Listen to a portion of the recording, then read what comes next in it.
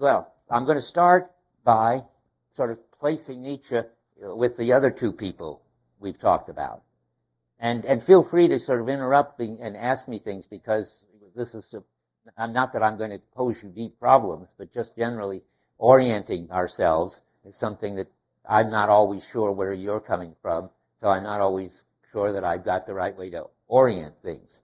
But here's how I would describe it. We've so far studied what seems to me to be, and I think a lot of people would agree, the two greatest Christian thinkers of modern times, Kierkegaard and Dostoevsky. What's interesting about them, it makes them sort of very original Christian thinkers, is that they're going to save Christianity, they think, by leaving out the Platonic, metaphysical, theological aspect of Christianity, and even the Supreme Being as the most metaphysical and theological aspect, which is pretty weird and daring and interesting. And they're going to save Christianity by existentializing it, explaining some special experience that Christianity is based on, and claim that this is what the early Christian community was like. They're going to say, they're going to save Christianity from not only what I just said, theology and metaphysics, but another way to put it, reflective, detached, theoretical thinking.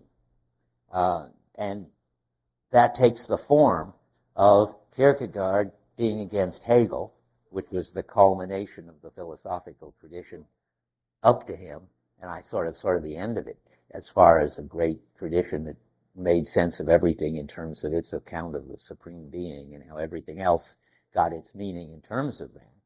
They're also going to drop not only the philosophical, metaphysical Supreme Being story, but the other aspect from the Greeks is natural science, which the Enlightenment took up. And they also are going to not reject natural science. I don't know what Kierkegaard thinks about science, but I think he thinks it's okay. In fact, I guess I do remember places where he talks about it. It gets you objective truth, he says. And if you want objective truth, he has nothing against it. But you can't live your life in terms of objective truth. He's very much against thinking that it's a good thing to be a kind of theoretical being. You can do science, but he thinks it's a bad idea if you sort of identify your life with science and think that you should deal with your life according to the detached, objective, theoretical way that science rightly deals with the universe. So I think Kierkegaard, and we know Dostoevsky, thinks science is fine. I mean, you don't mess with physics and chemistry. It's just a bad idea, however, to think that you can understand your life in terms of physics and chemistry. And you mustn't get to the point, remember Dostoevsky, where you think you should understand, you could interpret the meaningful existential experiences of human beings in a way that either scientific psychology or chemistry or neuroscience with its neurons and so forth would have any relevance whatsoever. So the way you live your life is one thing, and the scientific description of the objective universe and your objective body and your objective brain is something else. And so they all share that. Everything that's Greek, which I now want to say is, again, theology and science, they are against it. They, meaning all of them. Kierkegaard and Dostoevsky, and now we're going to find Nietzsche. Nietzsche also thinks science is okay, but it's meaningless, as he says. And he definitely thinks that the God of Abraham, Isaac, and Jacob, and the God of Plato, the Supreme Being, is a big mistake. And you'll see in his language, our longest lie of the Western tradition. And so and behind it all, just to remind you, way back to the first lecture, is Pascal, who started all this modern or anti-modern. I mean, it's modern in the sense that it's our current form of Christianity, I think, of Judeo-Christianity. But it's anti-modern if modern means the Enlightenment, which takes over the Greeks and thinks that science and philosophy have the answers to everything. So whatever you want to say about Pascal, he's the beginning of existential thinking. And remember, he says, the God of Abraham, Isaac, and Jacob is not the God of the philosophers. Not even it's not even Jehovah when you get done with Kierkegaard and Dostoevsky, because for Kierkegaard, God is that all things are possible, and for Dostoevsky, God is the connectedness of all beings, and there's no place in there for a supreme being, and certainly not for a personal supreme being. So, but Pascal already started describing the life of what it is to be a Christian. That was what was important. So you're going to get rid of everything in Christianity that in any way messes up the supposed joyful new experience that Jesus brought to people, or in Dostoevsky that Markle brought to people. That means dumping all sorts of things. Magic, that is miracles that go against the laws of physics and chemistry, and Platonism, that is some God outside the world in eternity and outside of time, and Protestantism you have to throw in, which is this isolated individual before God. And the last on that list that we just finished with Dostoevsky, masochism of some sort, the idea that the basis of the message of Jesus is suffering on the cross and death, and all they're interested in is, all Dostoevsky's interested in, and Kierkegaard too, I think, is incarnation. That is, that God got into space and time and showed up as a person, and they're interested in resurrection, that everybody needs to be reborn and can be reborn. Those are the big deal existential messages. That will get you back to the joyful existential truth of the early, really Judeo-Christian community, because they were Jews who were Christians, and they combined insights from both. And now, where does Nietzsche fit into that? Well, as I said, he's just as anti-Greek and Socrates and Plato and philosophy as you can get. But he goes one step further. He rejects the metaphysical, philosophical content of current Christianity, like Kierkegaard does and Dostoevsky does, and he rejects also completely the Christian way of life. That's the new move. He doesn't want to go back to the early Christian community. He thinks that's part of the problem. You'll see, he thinks that there is this, I can tell you this, you won't understand it yet, but it's interesting. He thinks that Christianity lost it from the moment it got started. He says the only good Christian died on the cross, meaning, you'll see when you get to the Antichrist, a few lectures down the line, he thinks that Jesus was very close to having things right. But as soon as it fell into the hands of Paul and so forth, it was completely messed up. And so that nobody even had a chance to live as a Christian. He just, the complicated thing is, Nietzsche has a very different idea of what these early Christians must have been like. I think he would like the Dostoevsky picture of the early Christian community. We could ask ourselves that when we get there. He certainly wouldn't like anything in Kierkegaard. You'll see that. The Kierkegaard notion of unconditional commitment is something Nietzsche would finds very confining or something like that. We'll get to that. He says commitments are prisons. So confining is a good word for it. But you want to say something? Good. That's good. Yeah. Does he say that?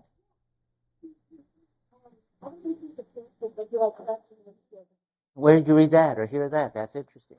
Can you hear her? The Pope recommends and likes the brothers Karamazov. we have to take this into account. Go ahead. I see. A Wikipedia article. I see. Okay. So now the news is from the web that the Pope likes the brothers. What does he say about it? Does it like the brothers Karamazov? That's anybody else interesting on this list? Sigmund Freud. Yes, I've mentioned that to some of you, I think, after class.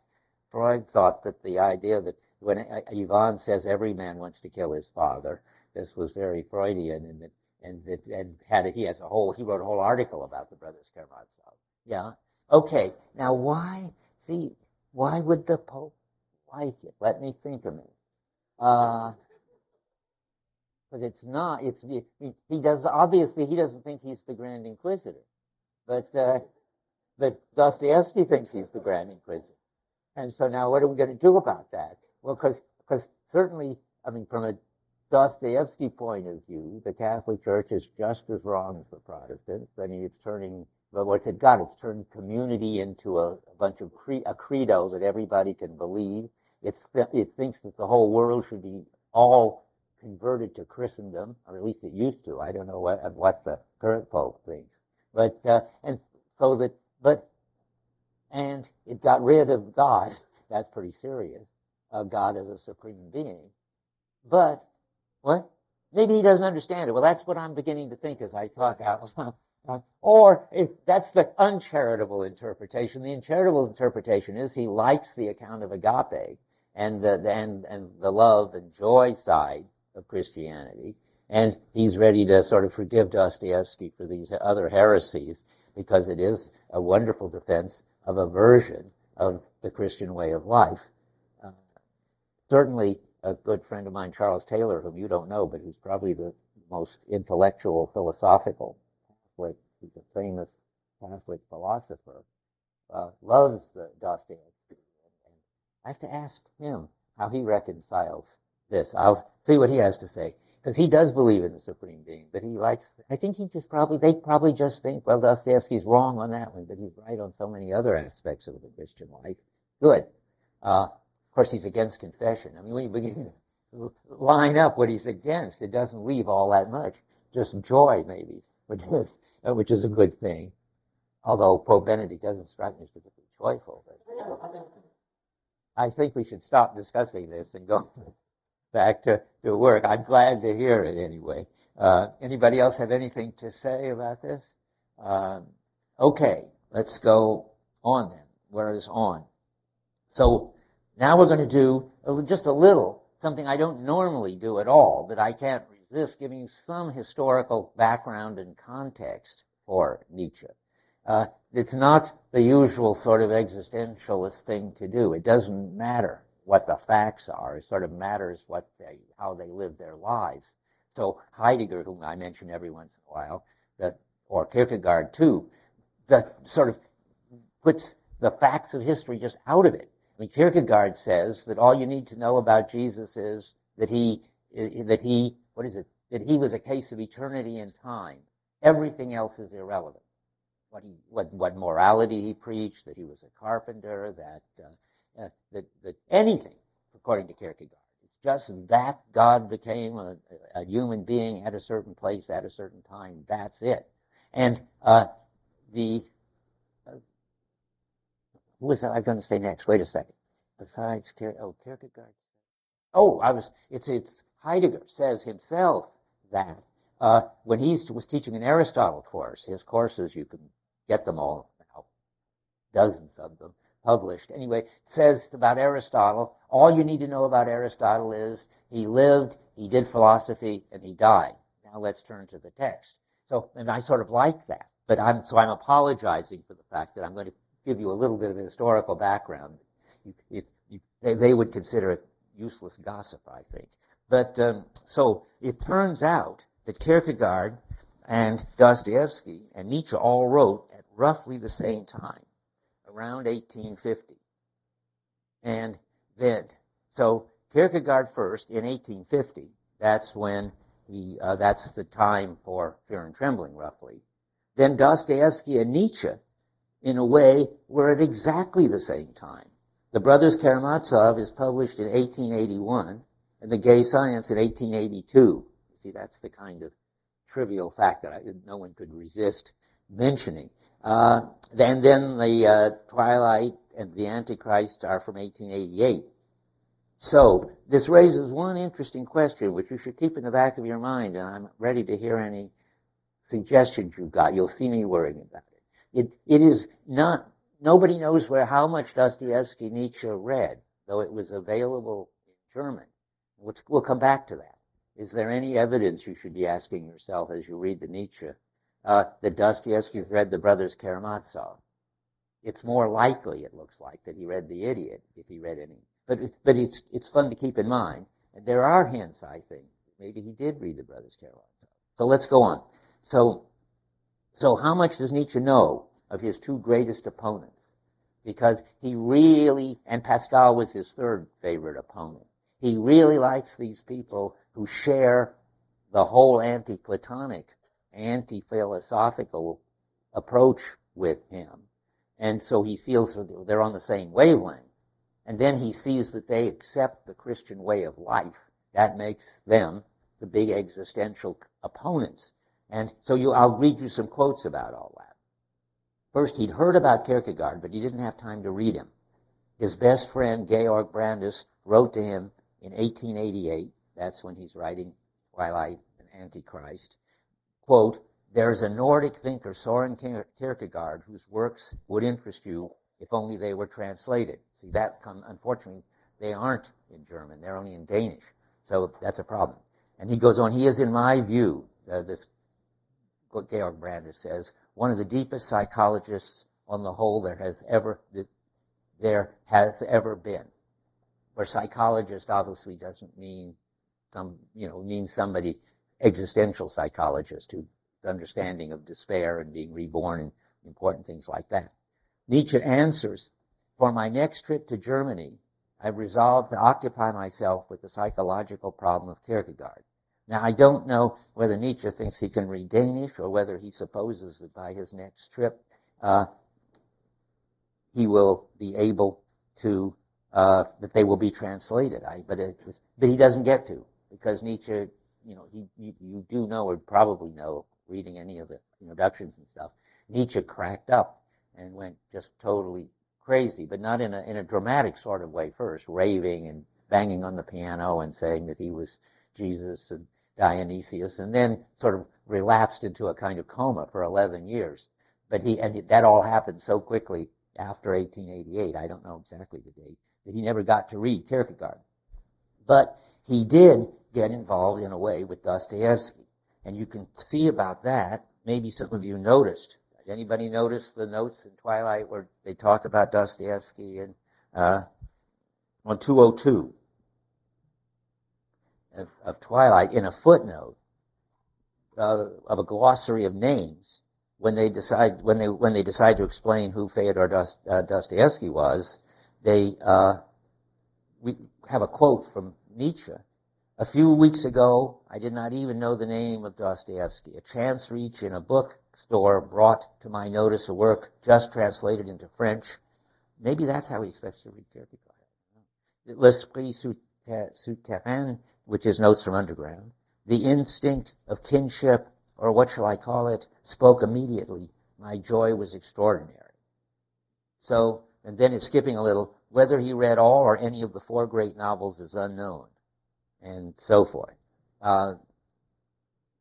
And on page 110 of Twilight, I assigned just this page 110 because I wanted you to just see it. About 2/3 of the way down, he says, "Dostoevsky, the only psychologist, by the way, from whom I had anything to learn. He's one of the happiest accidents of my life, even more than my discovery of Stendhal. This profound human being who was 10 times justified in despising the superficial Germans." That's just an aside. Kierkegaard, Nietzsche is Swiss, and German is his native language. He's from Basel, but he doesn't like the Germans at all. I don't know if he likes the Swiss either. I doubt it. But there's probably no country, no culture he likes, but he dislikes Germans particularly, and so does Dostoevsky. The only nice thing he ever says about Germans is Dr. Herzenstube, the one who gave Dmitri the nuts. Usually Germans are doctors in Dostoevsky, and usually they don't understand what's really going on. They think it's brain fever, whereas it's really revelation. Yeah.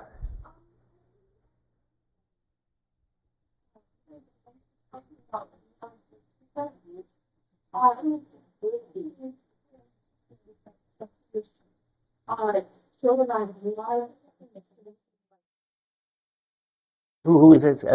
Nietzsche. The East is better than the West. I doubt it. You have to show me that, because at least Buddhism he can't stand, because of course I mean, he's all for passionate involvement, non-attachment and meditation are just not his thing at all. But so what he would find in the East, I don't know. But of course he doesn't like the West either, because the West has been sold out since Homer, which he likes a lot, has been lost, so to speak, to anything good. So Nietzsche has a hard time because he really sees through so much that other people accept. And he has this line that he's doing philosophy with a hammer, which means not only that he's sort of hitting you over the head with what he thinks. You must have had this feeling when you read it, that he's sort of in your face, kind of screaming at you all the time and saying outrageous things. But and that's his, so to speak, protest against the very style of doing philosophy, which was calm and ordered and reflective and impersonal. For him, it's extremely involved and disordered and personal, and he studies philosophy, but he doesn't really want to write that way. And why am I saying this? I get off on this strange tax. Let me think a minute. About East and West. Oh, yeah, just that he's against all of this, and that his style would be the furthest from any kind of serenity, which he would probably think of as Eastern. And his style is also farthest from any kind of theoretical rationality, which he thinks of as Western. So I was just saying, with a hammer. Now I got it back. When he says he philosophizes with a hammer, he doesn't really mean that he's hitting you over the head with everything, although he does that, and it's important that he does that, because he's so radically breaking with everything. But he says he's testing all the ideas that people believe in, and sort of knocking them to see if they're hollow. And they all turn out to be hollow. He's the most radical questioner of what everybody believes that ever was, I think. And after Nietzsche, it's very much harder to believe in a lot of the things that people believed in before he went around hitting them with a hammer. So, where were we? You want to say something?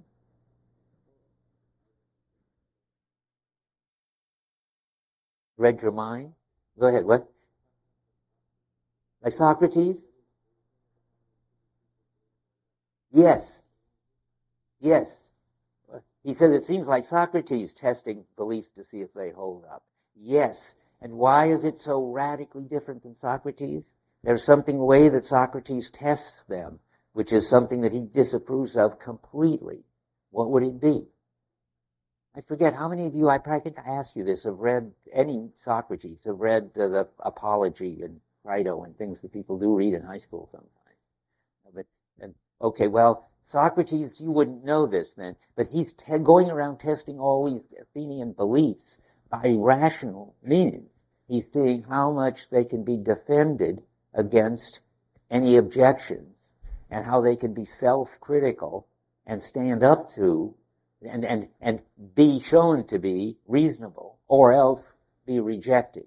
I mean, that's not how Nietzsche's testing. Nietzsche's testing them in a much more he would say genealogical way. He's trying to tell you sort of how they developed, what needs that people had that they helped, and how they kept people from being strong and mature, and is what's wrong with them. And Socrates, this is part of today's lecture, and Socrates is, after all, remember, if you got a chance to read it, that is the ultimate decadent, because Socrates needs rational arguments to defend what he's doing and tell him what to do. Nietzsche thinks that's all wrong in the name of something very interesting, which we'll get to in a minute. So where are we? I'm just reading, okay, on 110, did I read it? Yes. Okay, so now,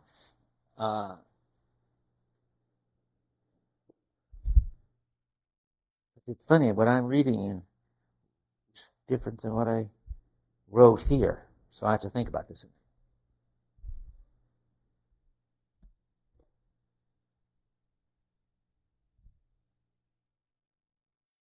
Isn't that interesting? Where does he say what I have written down here? I've written the following as if it was on Twilight, page 110, but I don't see it. If you see it, let me know. And if it isn't there, where could it be? But here is what I quote. Nietzsche says, maybe that's what I just read on 202.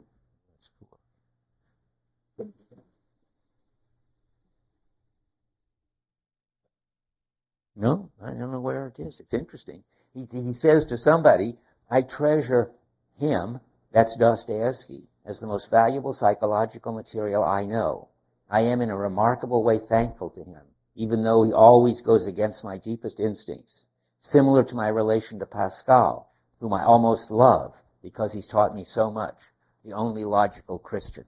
That is, Pascal is completely wrong, but he's wrong in this very deep way. Now, where, I don't see that. Do you see that? Where did I get it? Well, if I can't find it in a minute, I just go and tell you next time. Okay, I don't know where I got it. So, now, as did Dostoevsky know any Nietzsche? That's the next question. No, but it's much more interesting. Much more interesting than sort of history of influences, as far as I'm concerned. Dostoevsky was such a genius, he made up Nietzsche.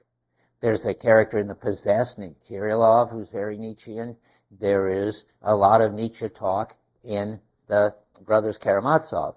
We haven't paid attention to it, but we're going to. That's why you should bring the brothers back again. Dostoevsky is making up exactly the position that, well, lots of positions that Nietzsche holds. There was one just going across my mind. I was thinking,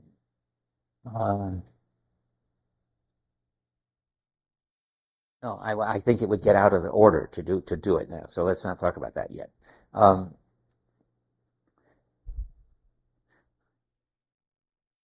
So it turns out then that Dostoevsky and Nietzsche have a lot in common. Dostoevsky says, Nietzsche says, and I think Dostoevsky would agree in the sense that he made him up and knows him and knows his views without ever having read a word of him. So we're going to look at what they have in common today for the rest of the time, and I'm going to put off until later what it is they disagree about. I've already said they disagree about whether it's a good thing or a bad thing to live the kind of life that Dostoevsky thinks is the Christian life, and say whether it's nice to be like Alyosha, a good thing or not. We'll worry about that later. Finally, and then when we do, just to sort of show where we are, because we're so near the end of the course, after trying to see how Nietzsche's like Dostoevsky, and then we can see how he's not like Dostoevsky. And in the end, you have to ask yourself, sort of, which side are you on? Because they're so radically opposed. In the last lecture, we have to talk about how you would decide what's at stake if you who you like and think has important advice to give you. But that's ahead of the story. So let's go back. We start with Nietzsche on the Homeric Greeks. We're going to see later that what Nietzsche has to say about the Athenian Greeks, philosophical Greeks, is going to look a lot like Dostoevsky. But before we do that, we have to look at a distinction, which if you don't know it will confuse you very much, because Nietzsche talks about the Greeks, and sometimes he means the Homeric Greeks, and sometimes he means the Greeks in Athens at the time of Socrates, which is about 700 years after Homer. And he's all for the Homeric Greeks, as you'll see in a minute, and totally against the Socratic Athenian philosophical Greeks.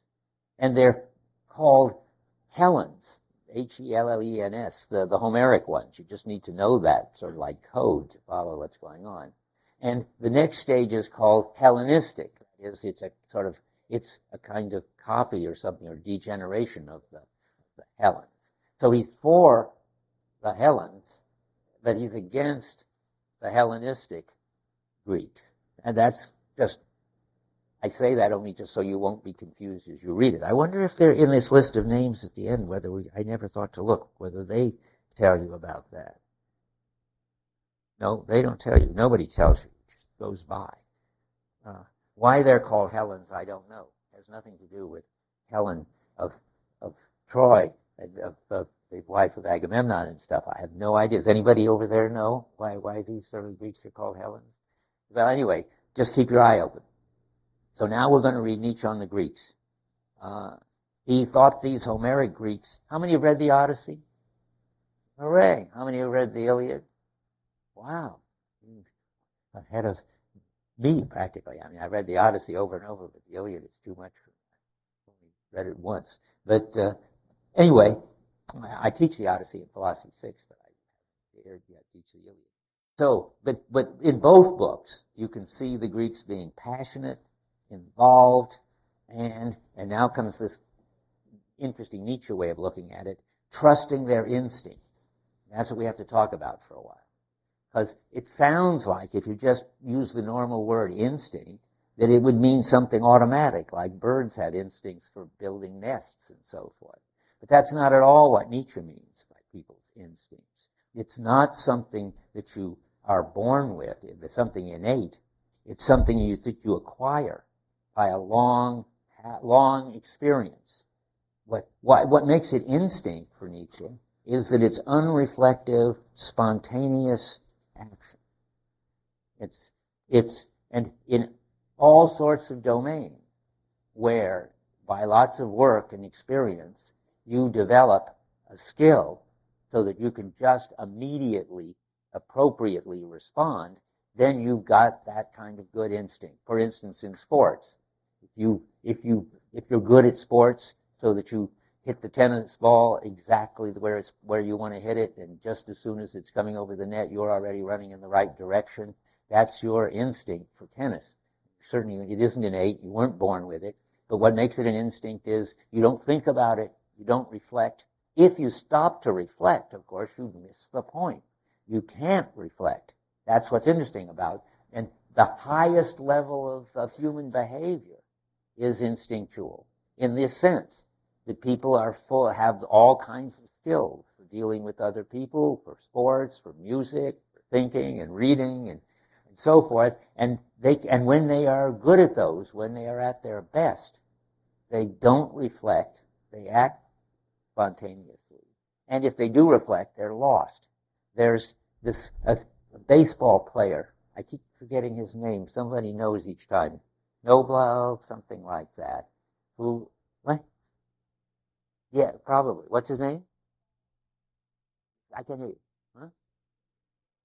Yes, right, exactly. Who, I don't know what became of him, but I was fascinated from a Nietzschean perspective that he started thinking about what he was doing. And as soon as he was, an outfielder? And as soon as what's that? I couldn't hear you. I see. And when he did, he started thinking about what he was doing? Is that when it happened? No. Well, let's go through this because I'm very interested in this case. And what happened is, one day he woke up fighting for no longer existed. And he really. And could he do it from the outfield okay? That's what I thought. I think he was out of baseball as soon as he started thinking about it, because once you start thinking about it, then you start trying hard not to think about it.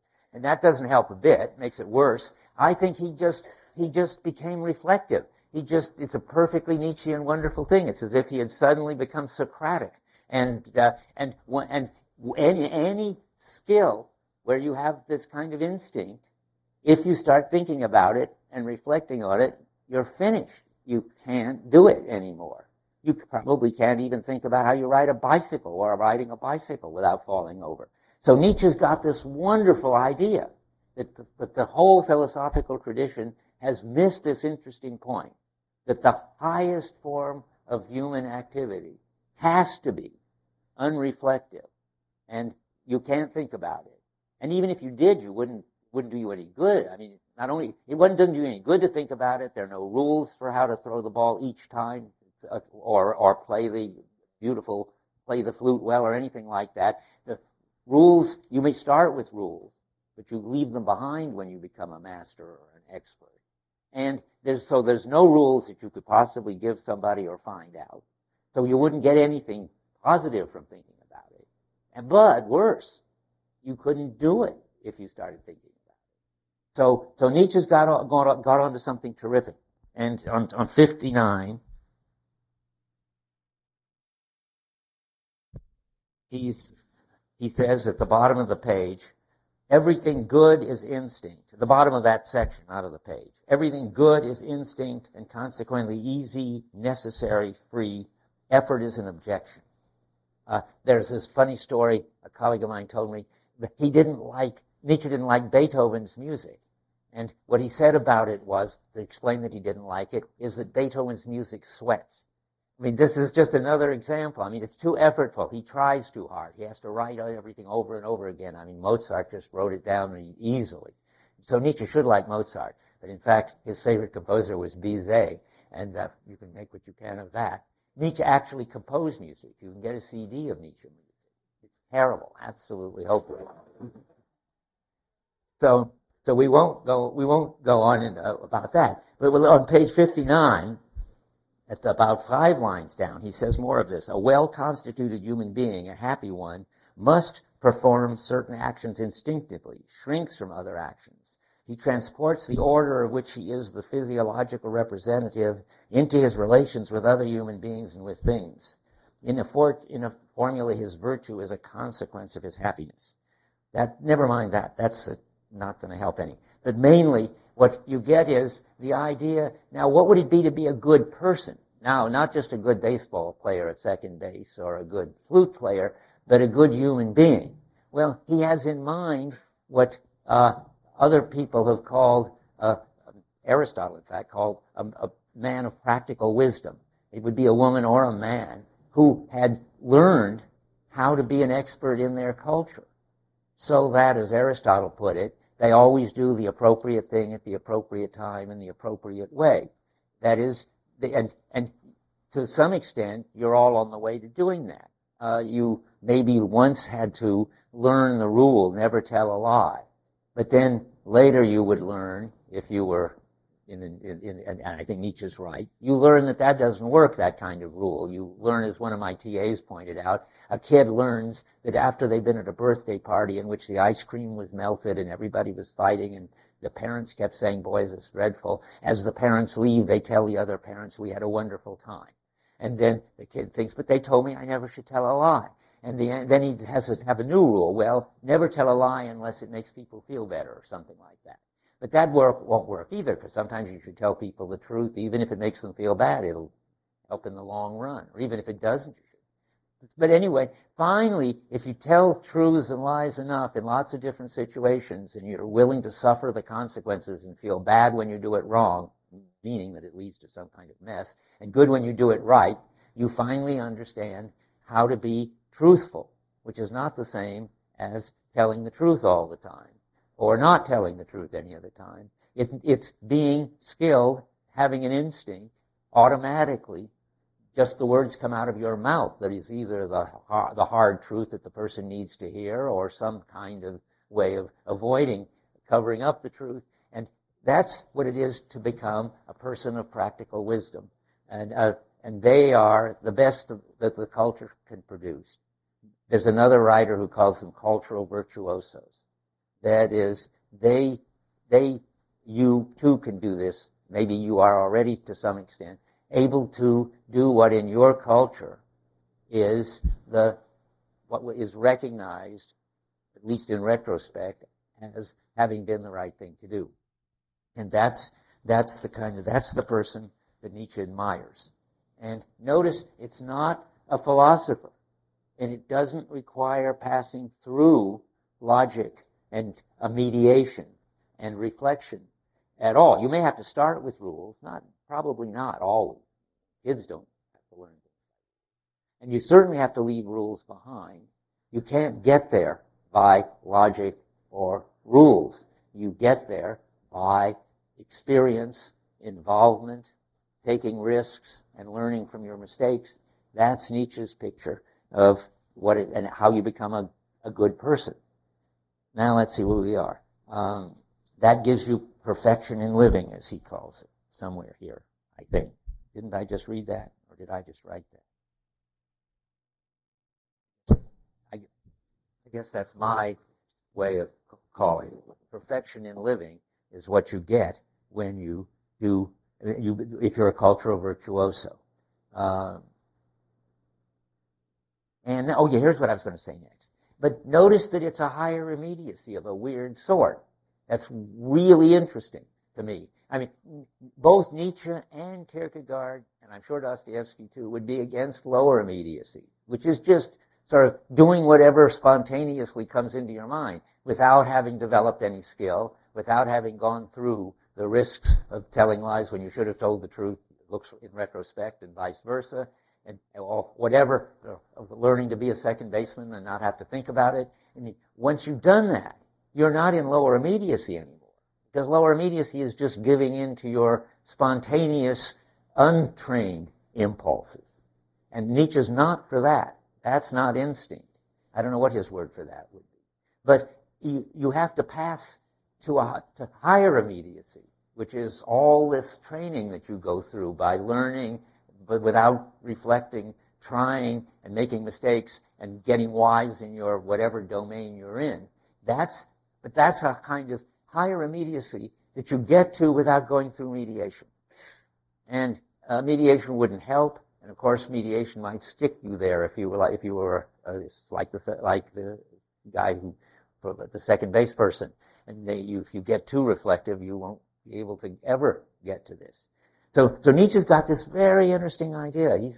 He can share the philosophical distrust of people who just act on their impulses and come up with a view that there is a higher way of acting instinctively on your impulses, which is the highest thing human beings can do. And so you don't act like a child, not that kind of spontaneity, not just giving in to every desire and every impulse. You act out of long experience, and that makes you focused and effective, and that's what the wise people acquire. And then they can just immediately, directly act. Another example, by the way, you might think that chess players at least have to think, that's reflective and mediated and analytic. But some of you probably are chess players, and if you are, you may know that chess grandmasters, after lots of chess experience, playing maybe 1 million games, because they have to play games sort of day and night, not only real games, but go through all the book games, or now play the computer, and so forth. But finally, if you're a grandmaster, you can play chess, blitz chess at, say, 10 seconds a move, and play at pretty master level. Or you can play, 20 people at once, which you couldn't have. You don't stop at each board and figure out what's happening and what happened up to now and what you were going to do next. You just look at the board and your arm goes out and does something. And that can, at the extreme, this is really Nietzsche would love this, blitz chess, you play at 1 second a move. The masters their arms are just going out and making a move before they can even take in what's on the board. And they don't need to. If you train your instincts enough, if you really get to this level of mastery, then you can, without any reflection, play better chess than anybody of us could ever play who was trying to figure out what to do. Okay, so I'm just big pitch for Nietzsche on this. I think it's a great idea that he's got there.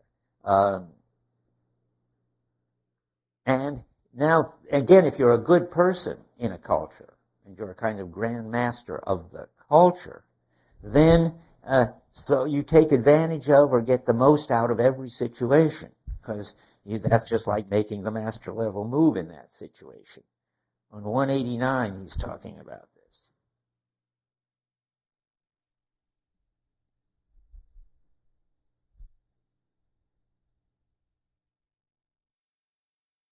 He's talking about how you could get the law, which would be, I'm back to saying the law might be something like never tell a lie. But then what you want is you've got to live it. You can't just take it as a kind of law. It has to become unconscious, where unconscious means unreflective. It's nothing sort of Freudian. So that a complete automatism of instinct is achieved. Again, that doesn't mean that you become like a machine. It just means that you become totally unreflective. That it's a precondition of any kind of mastery and a kind of perfection in the art of living. That's where I got the phrase. And I think that's all I need to say about that. Yeah. So that's more than I've said about all I want to say about instinct. To sum up, noble instinct, which the Homeric Greeks had, is the source of impulsive, spontaneous, unreflective, but totally successful action. Generally successful. Something may be different than you realize, and your past training may lead you astray. But basically, you do the appropriate thing at the appropriate time in the appropriate way, and you, in a sense, win at whatever you're doing. And now, so much for the Homeric Greeks. Now we get to the Socratic Greeks. They had lost it. And that's what he's talking about on page 43. And this is typically radical new Nietzschean idea. You've got to realize, and since most of you haven't been reading yet, Socrates' defense, Plato's defense of Socrates, and what a great guy he was because he made all the Athenians reflect and justify anything they did. That's the hero of our culture, Socrates. Plato was a great, what does he need? Who are the people you hire to put the right spin on what you're doing? Sort of a press agent, or what's agent? There's another word for it, isn't there? Yes, a public relations person. Yeah, Plato was a great public relations person for Socrates. He put this incredible spin on it, how great Socrates was for Athens, what luck they had to have him. The Athenians were smart enough not to buy it. They weren't completely decadent yet, and they thought that he was a disaster for reasons that you ought to be able to figure out. If you haven't figured it out, you think about it.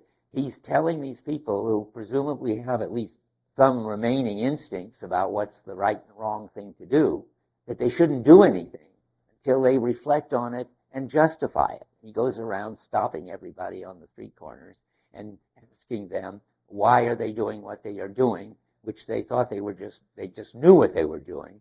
And they discover they can't explain what they were doing, and they sort of again become like the second baseman. They aren't able to do anything. By the time they leave Socrates, they're just in a kind of trance. They know that he's taken away from them their ability to do what they were doing, and he hasn't given them really any ability to justify what they're doing, because it turns out Socrates he's got this pure, critical kind of intelligence, which has nothing constructive to say. And so Nietzsche thinks he's a very bad guy.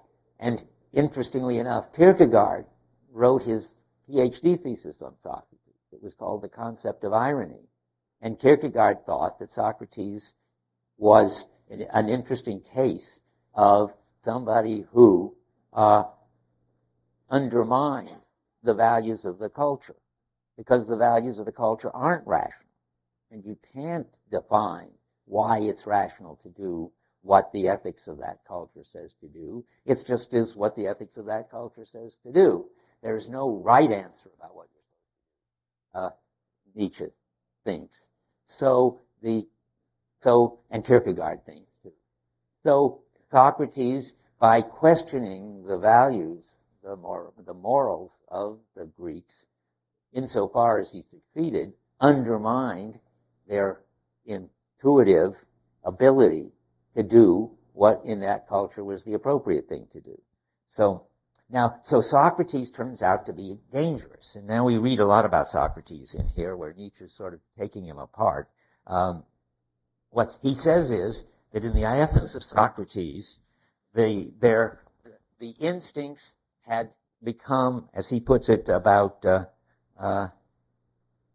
6 lines down on 43, the instincts, not a little 4 lines down. Everywhere the instincts were in anarchy. Everywhere people were but 5 steps from excess. They had monstrous souls, and that was the universal danger. That means they couldn't count on what they just did spontaneously anymore. So now it's sort of complicated. Instinct means acting just spontaneously without reflection. If you're healthy, psychologically, that's good. But if you've lost your healthy psycho state, then just doing what you spontaneously feel like doing is back in lower immediacy. So the Athenians, for reasons that he doesn't go into, but just so you can sort of see that this isn't just craziness on Nietzsche's part, Thucydides, in his story about the Peloponnesian Wars, he sort of explains how the Athenians fell apart. They were just wonderfully instinctive and had a kind of consensus about what to do, but then they had a plague which wiped out a whole lot of them. Then they got in a war trying to be an empire, and then they started sending out, they had a direct democracy, so every day they could vote on what to do, and then they'd send out the generals to attack some country, say Iraq now, and then they'd change their mind and they'd call the generals back and court-martial them, and then they'd send some other general out to attack some other country. They got completely confused and hopeless and they were in this confused state just at the time that Plato and Socrates came along. Nietzsche just takes that, we know that for granted when he says that their instincts were in anarchy, because that's what Thucydides says, and nobody knows anything about it except what they read in Thucydides. And he says at the bottom of 42, Socrates saw behind his aristocratic Athenians, he grasped that his case, the idiosyncrasy of his case, was already no longer exceptional. His case was that he had lost his instincts. The same kind of degeneration was everywhere silently preparing itself. The old Athens was coming to an end. And Socrates understood that all the world had need of him, his expedient, his cure, his personal art of self-preservation. Everywhere the instincts were in anarchy, and now skipping a little, the instincts want to play the tyrant. We must find a counter-tyrant who is stronger. And then when you go down a little more, where's the counter-tyrant? Well, the counter-tyrant is on the next section. If you go down to section 10, if one needs to make a tyrant of reason, as Socrates did, then there must exist no little danger of something else playing the tyrant. Rationality was at that time divined as a savior. Neither Socrates nor his invalids were free to be rational or not, as they wished. It was de rigueur. It was their last expedient. The fanaticism with which the whole Greek thought throws itself at rationality, that means Socrates, Plato particularly, betrays a state of emergency. One was in peril. One had only one choice, either to perish or be absurdly rational. And that's what happens according to him. Let me just catch up. Socrates is the prime example, and on 43,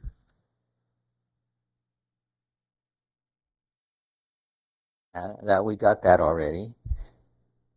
That makes him a pseudo-Greek in the sense that he's not like the good old Homeric Greeks. So this is where you've got to keep track of who's what. So in number 2 on 39,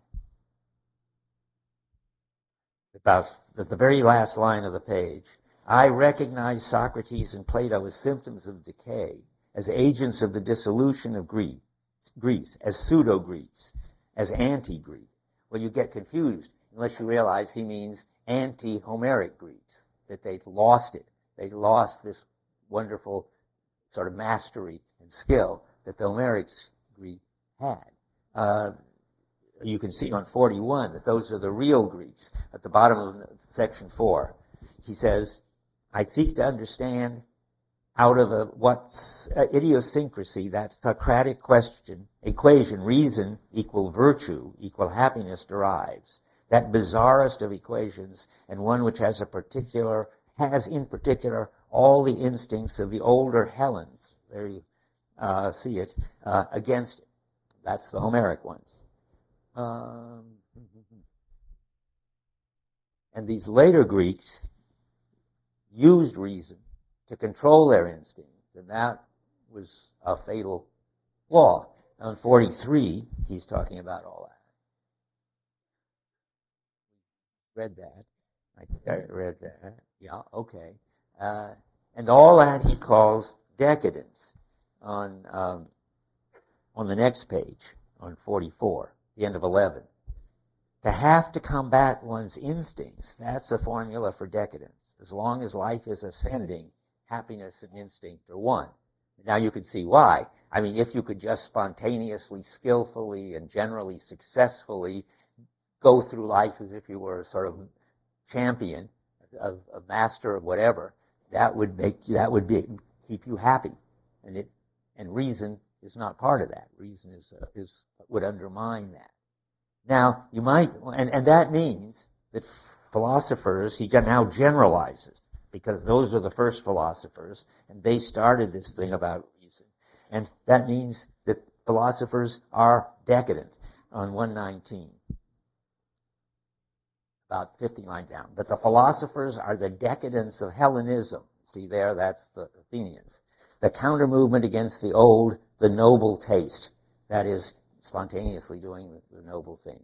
Against the agonal instinct. That means the instinct for confrontation and combat of a good sort in games, in the Olympic Games, for instance, or in their wars. Agonal instinct against the polis. That's against the city when it worked. See, Athens worked for a while, and then everybody did have good instinct. For those who know any history, under Pericles, then it was a perfect democracy. They all voted and they all agreed and everything went very well. But they've lost it. And they've lost the sense of the unity of the city, of the polis. Against the value of the race, against the authority of tradition. See, you've got to have a tradition, of course, if you're going to be able to learn to do things the right way, because what the right way is simply what's good according to the tradition. And if you start questioning the tradition, the way Socrates and Plato did, saying, well, that's just, what people say and what people think. We don't want that. We don't want to know what's good, to put it in contemporary terms. We want a theory of what's right. We want a theory of justice, never mind what you just happen to intuit that justice is. Well, that's what leads them wrong. Makes them wrong. So it's against all that. The Socratic virtues were preached because the Greeks had lost them. Excitable, timid, fickle, comedians every one. They had more than enough reason to let morality be preached to them. Not that it would have done any good. The big words and fine attitudes are suitable to decadence. This is just an outrageous thing in the face of the 2,000 years of Socrates worship. This is Nietzsche taking on everything. Let's see now. I wrote here, and why should we believe his view about what was going on in Greece? Well, partly it doesn't matter. He's making up his story. They're against the other interpretation. But at least you should realize that he was an authority on Greek culture. He was a superstar of Greek philology, which means knowing the Greek language and everything written in the Greek language. You can get everything written in Athenian Greek on one CD, I read somewhere. And that's quite surprising. Nietzsche knew it all. So, and he was so smart that he got tenure at the age of 24 at the University of Basel. He was an absolute superstar. Then he just quit all that and went out and wrote these books. So now, let me see where we are.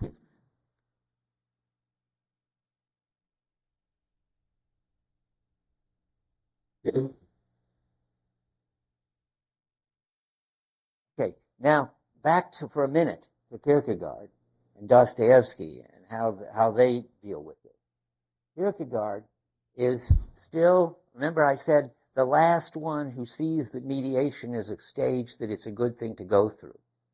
Because he understands that it's a good thing to question the rationality of your superstitions and your phobias and your fanaticisms and your desires.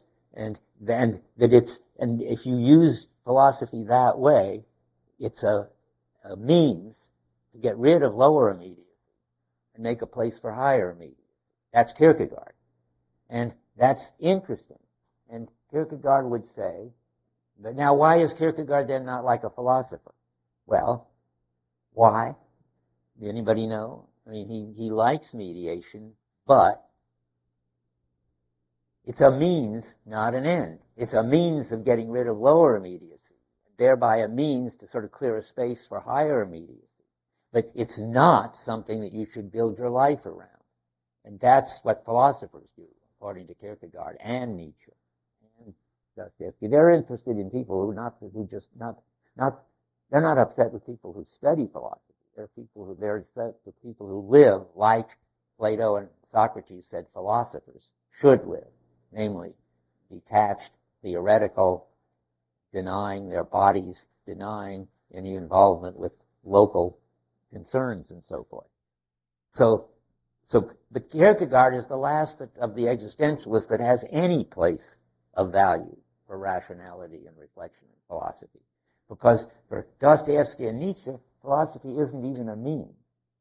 Now, we haven't talked about Dostoevsky. Dostoevsky doesn't directly attack Socrates, but he does certainly attack Western, detached, critical rationality. And how does he attack it?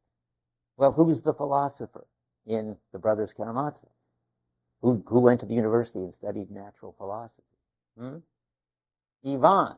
And yes, and who's the detached one, and the rational one, the theoretical one? Well, Ivan. He's the incarnation of, that word I better not, he's the paradigm case of a philosophy-minded person. And what becomes of Ivan?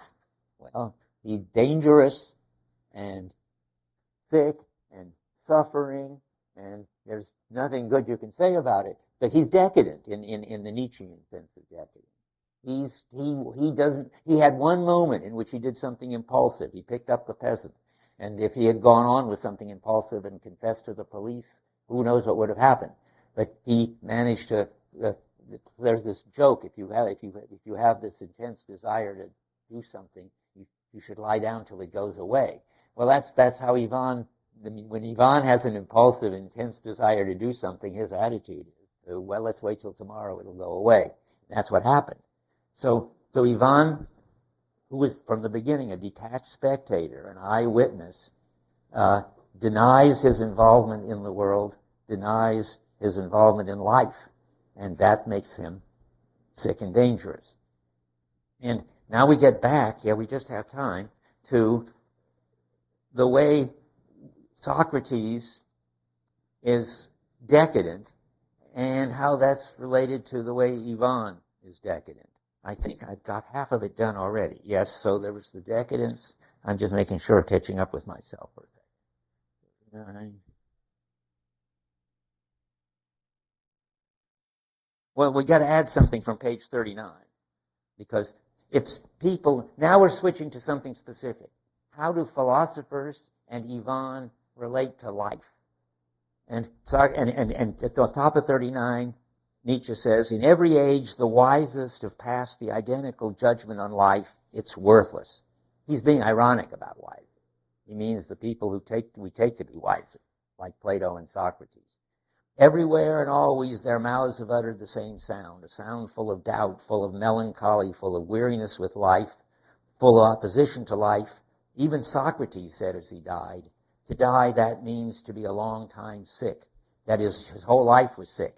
And now that he's dying, he's getting well. He said, I owe a cock to the Savior Aesculapius. That means that, if you read the footnote, that you give a cock, a rooster, to your doctor as paying him off when you're recovering from an illness. So Socrates is recovering from an illness. What illness? Being alive. And now that he's dying, he considers this being cured of being alive, and he says he's going to give the doctor a reward. So Nietzsche says even Socrates has had enough of it. Always, what that proves? What's the point? Well, they're skipping a little. Here, at any rate, there's something sick. That's our retort. One ought to take a closer look at them, these wisest. Were all of them perhaps no longer steady on their legs? Belated, tottery decadence? Does wisdom perhaps appear on earth as a raven which is inspired by the smell of carrion? I mean, Nietzsche just goes on and on saying marvelous things like that. And now we get to where he converges with Ivan on 40. It's about the value of life. Remember what Ivan is up to. He thinks that life isn't valuable. The world isn't valuable. That he's going to kill himself when he gets to be 30. He'd kill himself sooner, but he can't quite get over the attraction of the sticky green leaves on the one hand and Katerina on the other. But as soon as he does, he's going to get out of this life. And so now we've got to connect this with this issue about the value of life on page 40, about 15 lines down. Value judgments concerning life, for or against, can in the last resort never be true. This is Nietzsche's view. They possess value only as symptoms. They come into consideration only as symptoms, as judgments they're stupidities, and their symptoms, what? Of sickness, decadence. One must reach out and try to grasp this astonishing finesse that the value of life cannot be estimated, not by a living man because he's a party to the dispute. That means, remember, that what Ivan didn't realize, that he's just alive already. He can't just join it or leave it the way you join or leave a fraternity or sorority or whatever. So it's a party to it.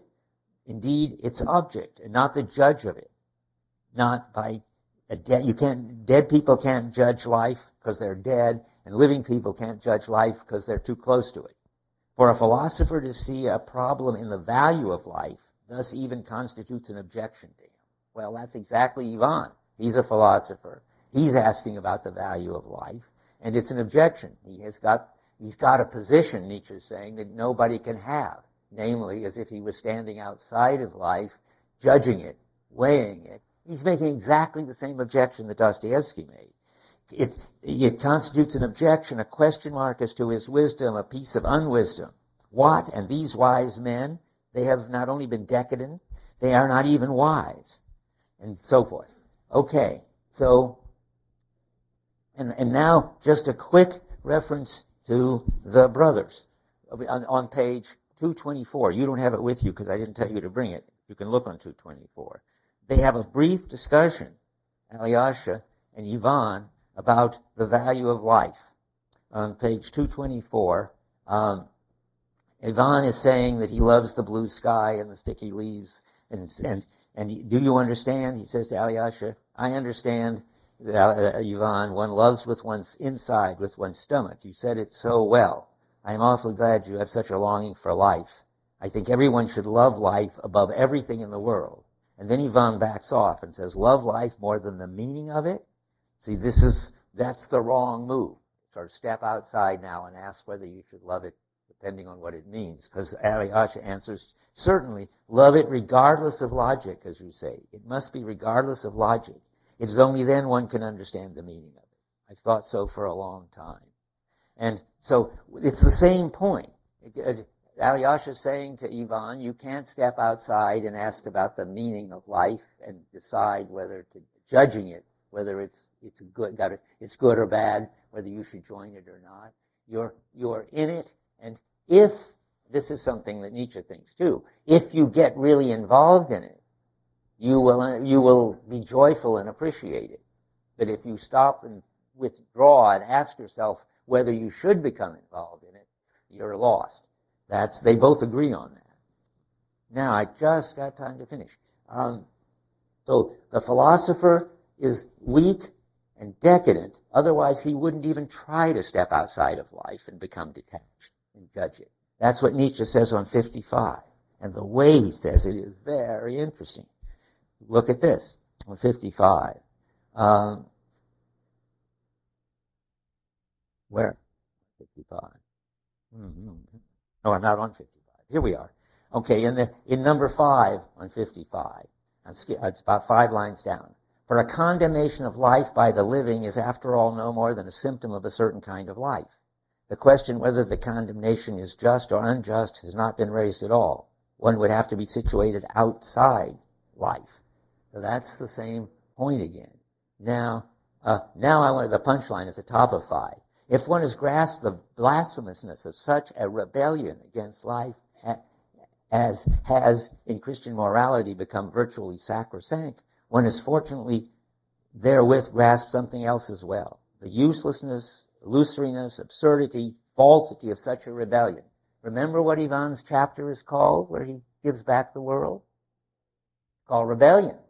And this is the kind of little hint where you wonder whether this whole diatribe isn't about Ivan, and that maybe Dostoevsky has read it. At least his name for stepping outside of life and rejecting it is rebellion. So is Dostoevsky's. And they both agree that if you step outside of life, it only shows that you're sick. No,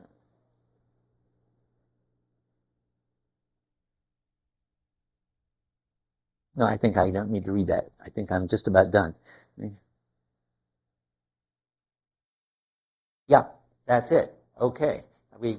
Next time, we're going to start with talking about the gay science. So read the passages in the gay science that I tell you about.